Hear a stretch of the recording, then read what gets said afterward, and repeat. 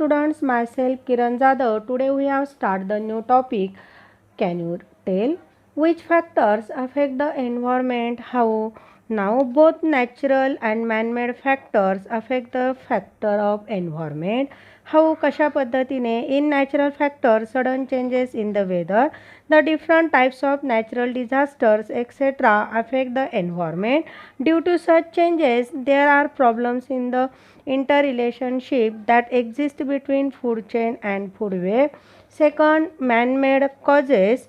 There are extreme destruction of environment, industrialization, pollution due to such industries, urbanization, hunting of wild animals, construction of dams, roads, etc. to damage the environment. Now, what will happen if environment of consumers in environment goes on increasing gradually?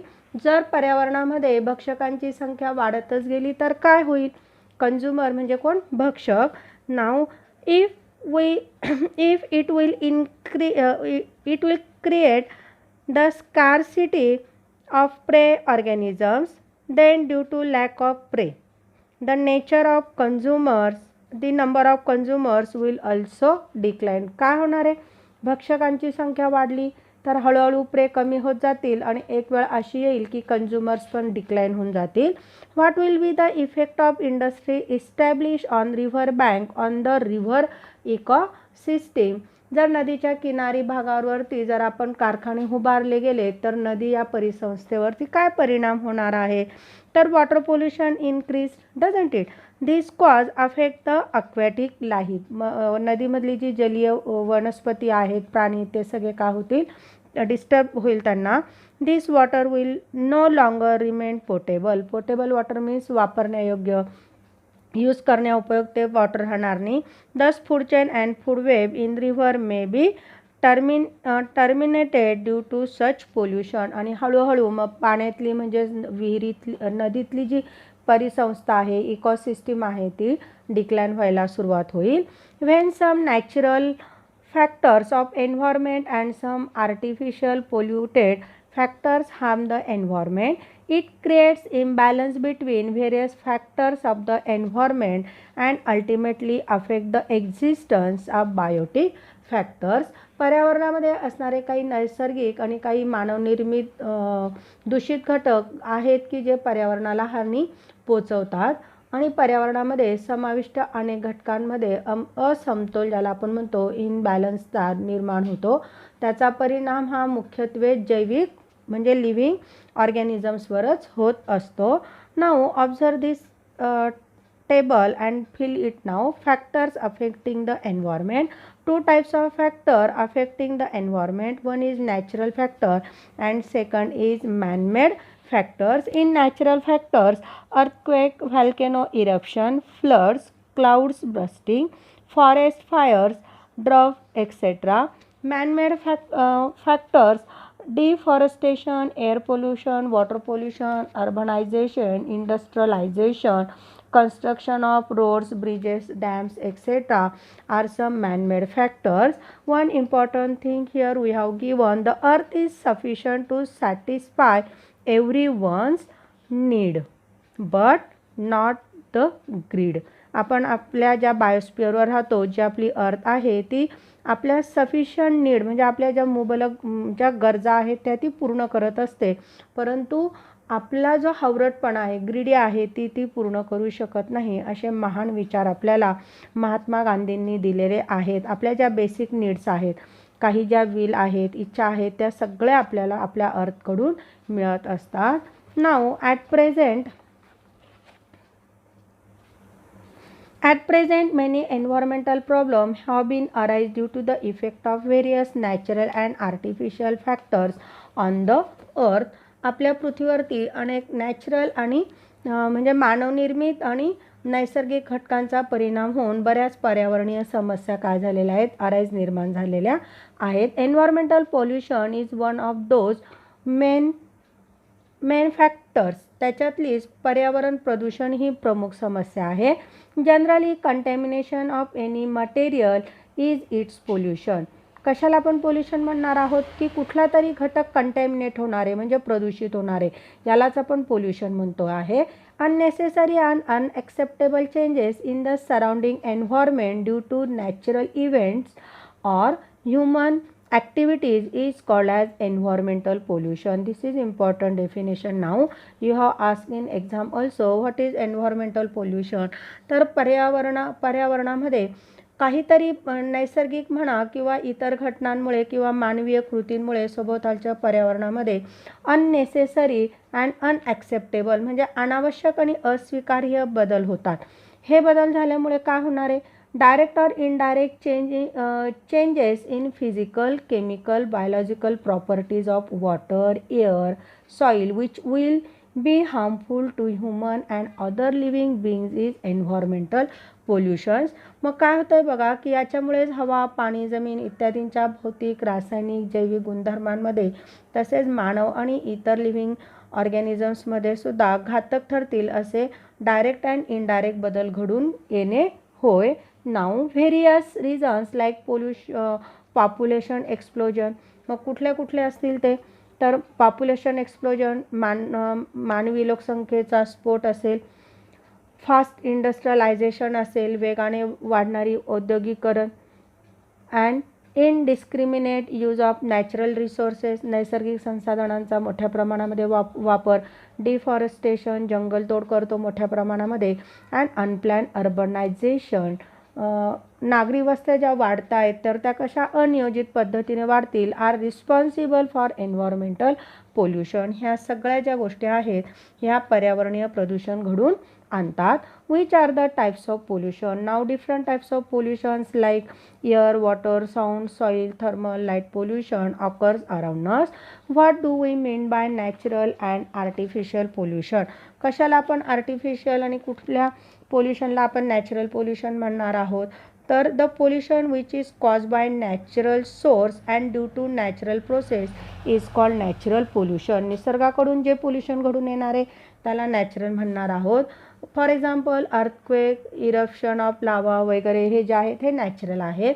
The pollution that is cause due to human activities is called as manmade or artificial pollution. मानवाकडून जे घडून येणार आहे ते या पद्धतीचं राहणार आहे. Now from fog and pollution in city a problem. जे डिफरंट टाइप्स ऑफ पोल्युशन्स आपण बघितलेले आहेत त्याचे इथे आपल्याला चित्रात्मक फोटो दाखवलेले आहेत की फॉग जर झाला तर कशा पद्धतीने सगळी एअर कंटॅमिनेटेड होते आणि इथे फ्लड वगैरे आला तर कसं होतं.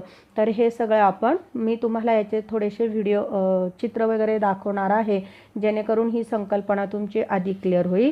Now we have given here a chart and complete the chart. This is our previous knowledge. In 9th standard we have studied this. Now different types of pollution, air, water and soil. Now components, how it contaminated water, air and pollution, their sources, effects and control. Last one is control measure. You have studied this and completed the chart. Now next we have given, do you know radioactive pollution. Radioactive pollution can occur due to two reasons as natural and artificial. दोन पद्धतीने radio pollution घडणार आहे, एक नैसर्गिक पद्धतीने आणि एक मानवीय कृतींमुळे. Ultraviolet rays and infra radiations are natural radiations. हे जे आहेत ultraviolet rays and infra radiation rays हे नैसर्गिक रेडिएशन आहेत. तर x-rays are radiations from atomic energy plants are artificial radiations. तर दुसरा जो प्रकार दिलेला आहे हा ॲटॉमिक म्हणजे अणुभट्ट्यांमधून होणारे किरणोत्सार वगैरे जे आहेत हे मॅनमेड म्हणजेच आर्टिफिशियल पोल्युशन मध्ये जाणार आहे. याच्यामध्ये आपण बघणार आहोत की चेर्नोबिल, विंडस्केल अँड 3 बाईल island mishap are the major mishaps of the world till present. Thousands of people have been affected for long term due to these accidents. Some of the effect of radiations are as follows. आता हे जे झालेले आहेत Chernobyl वगैरे मोठमोठाले oxidants, मोठ्या दुर्घटना, तर एकाच वेळेस ॲट ए टाईम थाउजंड पीपल्सवरती त्याचा बॅड इफेक्ट झालेला आहे. आणि तो इफेक्ट कसा होता, लॉंग टर्म, दीर्घ काळापर्यंत, म्हणजे आजही ह्या लोकांवरती ह्या सगळे प्रभाव, दीर्घ काळातले प्रभाव आजही दिसून येतात. कशा पद्धतीचे होणार आहेत बघा. तर cancerous ulceration occurs due to higher radiations of X-rays. X-ray जे असतात मोठ्या मोठ्या ऑपरेशनमध्ये वगैरे, किंवा आपण हाडांचे वगैरे प्रॉपर बघण्यासाठी जे एक्सरे काढतो, तर त्याच्या अतिउच्च प्रमाणामुळे कॅन्सरसारखे अल्सरेशनचे धोके निर्माण होतात. Tissue in the body are destroyed. शरीरातील ऊतींचा डिस्ट्रॉय, नाश होणारे. Genetic change occurs. जनुकीय बदल घडून येतील. Vision is adversely affected. दृष्टी ज्याला आपण म्हणतो ती हानिकारक होऊ शकते. Now use your brain power. What is it said is important. आता आपण सगळं बघतो आहोत. डिफरंट टाईप्स ऑफ पोल्युशन्स बघितलं. वरती पण आपण रेडिओ ॲक्टिव्ह पोल्युशन्स बघितलं, ज्याच्यामुळे कॅन्सर होऊ शकतात, जेनेटिक डिसऑर्डरसारखे प्रॉब्लेम्स होऊ शकतात. तर हे कंट्रोल करणं अतिशय महत्त्वाचं आहे. का महत्त्वाचं आहे? The quantity of pollutants and severity of their affect on ecosystem have to be taken in to consideration constantly. The different methods of pollution control have to be used for check the hazardous effect of pollution on the living organisms. अनेक प्रकारे hazardous effect का होणार आहे, सगळ्या living ऑर्गॅनिझम्सवर होणार आहे. Now the impact of pollution on health of human being assessed from time to time. आणि वेळोवेळी आपण म्हणजे स्टडी करत आलो तर ह्युमन बीइंगवर त्या पोल्युशनचा कसा प्रभाव झालेला आहे ते दिसून आलेला आहे. That's why all living organisms affect to greater extent by the pollution. So it is said that pollution control is very important. Now need of environmental conservation. General public is not aware about the rules of environment conservation. आजही आपण बघतो की म्हणजे सर्वसामान्य जी माणसं आहेत ही पर्यावरणाच्या नियमांबद्दल म्हणजे त्यांना अवेअरनेस नाही आहे, काही माहिती नाही आहे. There should be large scale participation of the people in environment conservation. It will be possible to answer the environmental problems only if environmental protection conservation becomes an effective public movement. आणि मग आपल्याला जर पर्यावरण संरक्षण करायचं असेल, संवर्धन करायचं असेल, पर्यावरणीय समस्यांची उत्तरं शोधून काढायची असेल, तर आपल्याला मोठ्या प्रमाणामध्ये पब्लिक मुवमेंट म्हणजे प्रभावी लोकचळवळच म्हणजे आपल्याला ह्या सर्व प्रश्नांची उत्तरं देऊ शकते. For this purpose value like positive attitude and affection towards environment, knowledge about it, etc. should be including among the children since their childhood. मग आता काय होणार आहे की आपल्याला पर्यावरणाला जपायचं आहे, तर मग केव्हा म्हणजे आपण पर्यावरणाविषयी विचार करणार आहोत, पर्यावरणाबद्दल आपल्याला सहानुभूती निर्माण होणार आहे, नैसर्गिक वस्तूंचं आपण जतन करणार आहोत. तर याकरिता आपल्याला लहान वयापासूनच मुलांमध्ये पर्यावरणाविषयी जागृती, त्यांच्याविषयी अधिक माहिती, सकारात्मक दृष्टिकोन ही मूल्य रुजवणं अतिशय गरजेचं आहे. तरच उद्याची पिढी कशी होणार आहे, पर्यावरण संवर्धनासारखी होणार आहे. This will help to make the future generation more aware about the environmental conservation and protections. मगच उद्याची पिढी कशी होणार आहे, आपल्या एन्व्हायरमेंटचं कंजर्वेशन पण करेल आणि प्रोटेक्शन पण करेल, संवर्धन पण करेल आणि सांभाळसुद्धा करेल, संरक्षण पण करेल. So as to achieve this it is necessary to increase the awareness through education. मग आता हा जो अवेअरनेस आहे, हे जे सगळं साध्य करायचं असेल तर आपल्याला कुठल्या माध्यमातून जावं लागणार आहे, थ्रू एज्युकेशन. शिक्षणाच्या माध्यमातून आपल्याला पब्लिक अवेअरनेस जनजागृती करावी लागणार आहे. Today all the developing and undeveloped country have accepted the responsibility of environmental protection. आपल्या बायोस्फिअरवर अनेक प्रकारचे देश आहेत, काही विकसित आहेत, काही विकसनशील आहेत आणि काही तर बिलकुलच डेव्हलप नाही आहेत म्हणजे विकसित नाही आहेत. ज्याला अविकसित आपण म्हणतो, अशा सगळ्यांनीच पर्यावरणाला प्रोटेक्शन देण्याचं ठरवलेलं आहे. सगळ्यांनी स्वतःची जबाबदारी ती स्वीकारलेली आहे. Their efforts are in that direction. ते त्या पद्धतीने, त्या दृष्टीने त्यांचे प्रयत्नसुद्धा सुरू झालेले आहेत. Efforts start now. They have define the future plan about environmental protection and have constituted the necessary laws. बघा, या देशांनी पर्यावरण रक्षणासाठी आपली ध्येय आणि धोरणं निश्चित केली आहेत. त्याचबरोबर आवश्यक ते लॉज ऑल्सो डिफाईन, म्हणजे कायदे जे आहेत ते सुद्धा त्यांनी केलेले आहेत. अ पीक इनटू द हिस्ट्री. इथे आपल्याला थोडीशी इन्फॉर्मेशन दिलेली आहे की इतिहासामध्ये डोकावताना म्हणजे कशा पद्धतीने all develop, undevelop country and developing कंट्रीने अवेअरनेस केलेला आहे पर्यावरणाशी रिलेटेड, एन्व्हायरमेंटलशी रिलेटेड. मग लॉज आणि जे केलेले आहेत त्यांनी एफर्ट्स, त्याची थोडीशी ते इन्फॉर्मेशन दिलेली आहे. In 1972 United Nations environmental programme UNEP has been established in a conference arranged on human and environmental in which environmental problems were discussed. UNEP United Nation environmental programme 1972 मध्ये झाला होता. तिथे एक जी कॉन्फरन्स झाली तिच्यामध्ये पर्यावरण आणि मानव याच्याशी काय केली गेली, ह्या सगळ्या पर्यावरणीय समस्या होत्या याच्यावरती चर्चा केली गेलेली आहे. In India a separate environmental department had been establish after through discussion on environmental problems. आपल्या भारतामध्ये सुद्धा स्वतंत्र पर्यावरणाविषयी एक खातं आहे. त्याच्यात ह्या सगळ्या अडचणी, समस्या सोडवल्या जातात. Ministry of environment and forest involved in planning,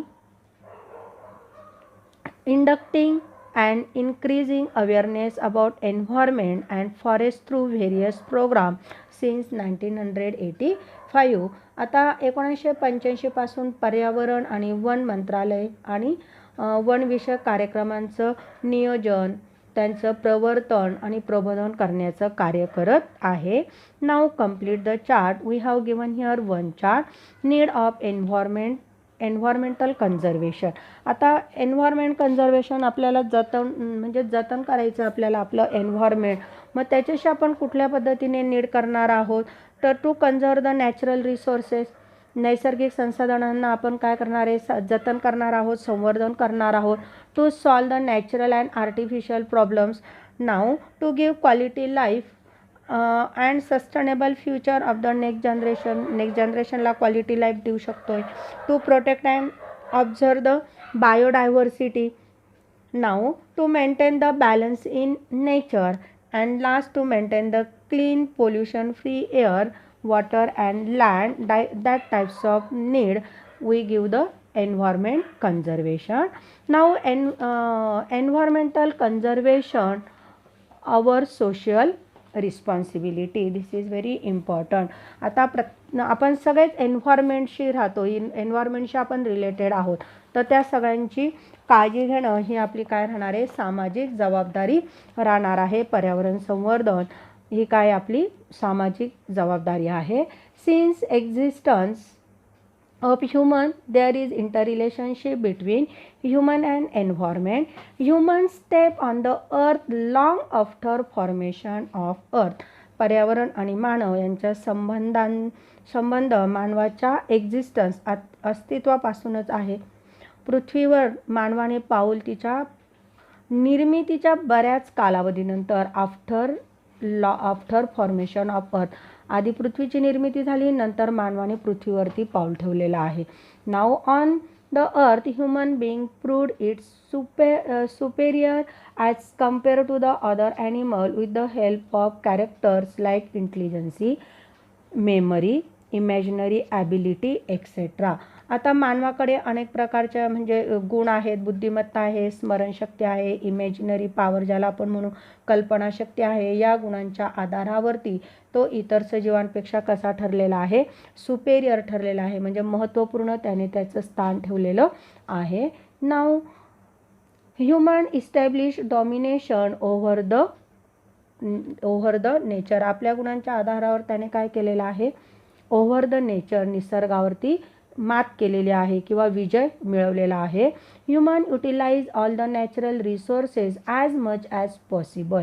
मग काय केलेलं आहे त्याने, ह्युमनने इंटेलेक्च्युअलच्या बेसवरती निसर्गाकडून त्याला जेवढं काही जास्तीत जास्त मिळवता येईल तेवढं त्याने काय केलेलं आहे, वेगवेगळ्या प्रकारे मिळवलेलं आहे.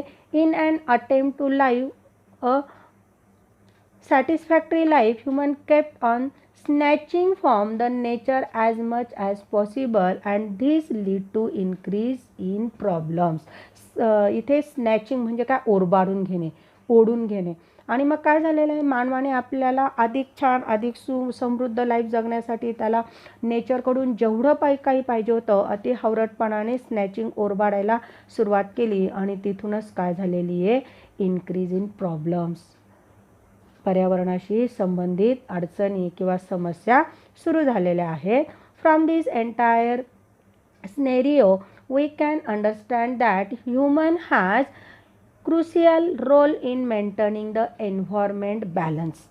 आता समस्या निर्माण करणारा ह्युमन बिईंग आहे, मग पृथ्वीला किंवा ह्या पर्यावरणाचं जतन करण्यासाठी पण हा जो रोल आहे, महत्त्वाची भूमिका आहे, ही सुद्धा कुणाकडून जतन केली जाणार आहे, मानवाकडूनच जपली जाणार आहे. If human has disturb the environmental balance then human itself only can conserve and improve the quality of nature. मग काय होणार आहे, जर समतोल बिघडवण्याचं काम मानवाने केलं तर त्याचं रक्षण, संवर्धन करण्याचं, त्याचा समतोल राखण्याचं काम पण कोण करणार आहे, मानवच करणार आहे. Many times general public is unknown that its activity are harmful to environment and there by unknowing many activity happen. बऱ्याचदा काय होतं की मानव अनेक कृती करत असतो आणि त्या पर्यावरणासाठी घातक असतात, पण ही गोष्टच कॉमन पीपलच्या लक्षात आलेली नसते आणि ती अजाणतेपणे घडलेली कृती असते. पण आपण हे सगळं काय करणार आहे, आता थोडंसं पर्यावरणाशी रिलेटेड करणार आहोत. Now search some question we have given here. How do butterflies contribute to environmental balance. आता बटरफ्लाय जे आहेत हे काय करतात, मोठ्या प्रमाणामध्ये एका झाडावरून दुसऱ्या झाडावर पडताना उडतात, इकडे तिकडे फिरतात, तर पॉलिनेशनचं काम मोठ्या प्रमाणामध्ये करतात. तसंच काही जे असे हार्मफुल इन्सेक्ट्स जे आहेत तर त्यांचं भक्षणसुद्धा बरेचसे बटरफ्लायज करून टाकतात.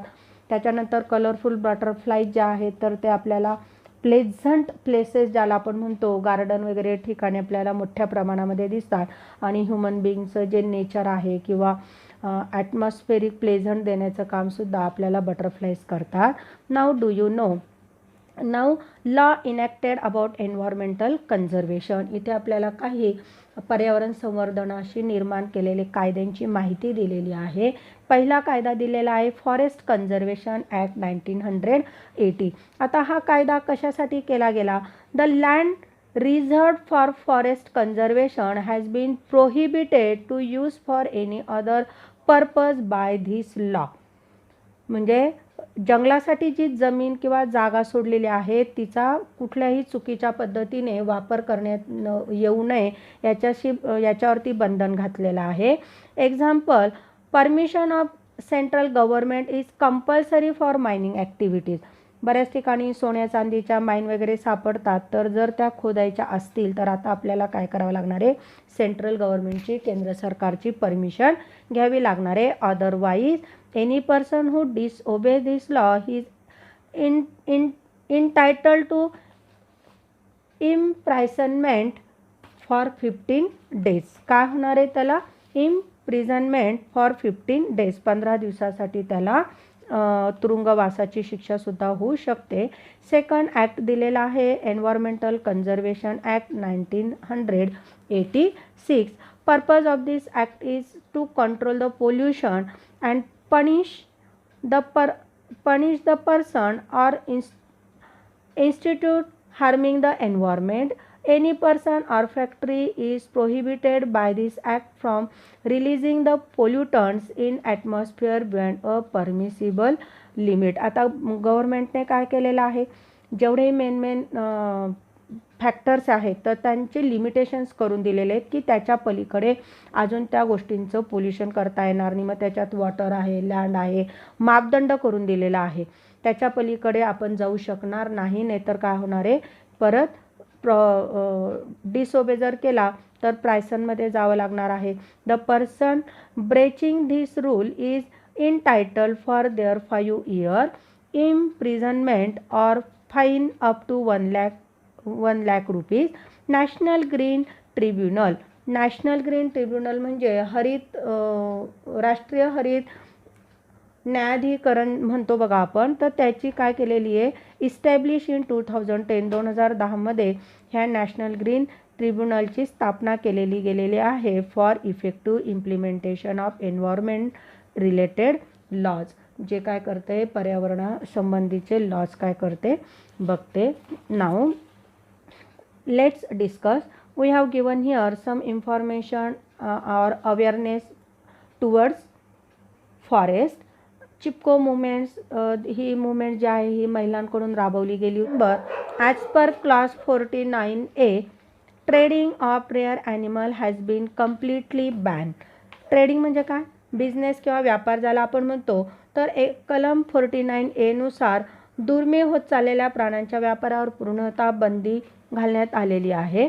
As per clause 49B use of articles prepare from skin or organ of wild animals has been ban. Ban करणं म्हणजे बंदी घालण्यात येणं. वन्य प्राण्यांच्या कातडीपासून किंवा अवयवांपासून बनविलेल्या वस्तूंच्या वापरावर काय केली आहे, बंदी घालण्यात आलेली आहे. Now as per clause 49C disclosure of the stock of artifact made from rare wild animals is compulsory. आता 49C नुसार एखाद्या व्यापाऱ्याकडे दुर्मिळ वन्य प्राण्यांच्या वस्तूंचा साठा असेल तर तो त्वरित जाहीर करणं बंधनकारक करण्यात आलेलं आहे. Eco movement started when the villagers in the Uttarakhand region hugged the trees and prevented the men from cutting them down. Chipko means hug or cling. The movement was started by Gaura Devi with the help of other women and little girls. One day, a little girl in a village in Garhwal noticed a few men with saws and axes quietly entering the forest. She went and informed Gaura Devi.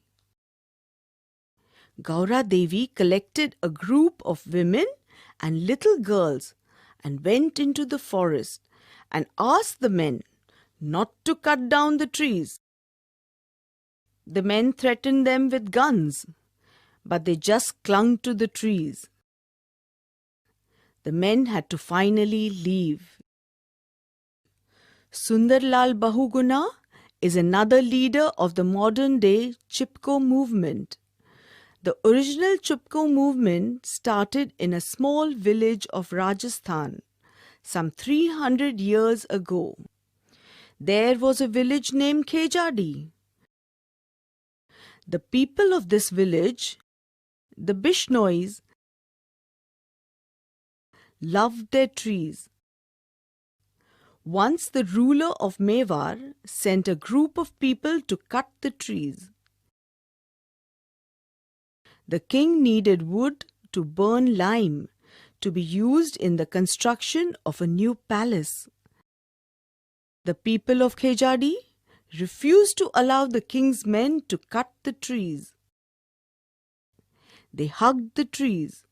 In trying to save the trees, more than 300 people lost their lives. When the ruler of Mewar came to know about this incident, he felt very guilty.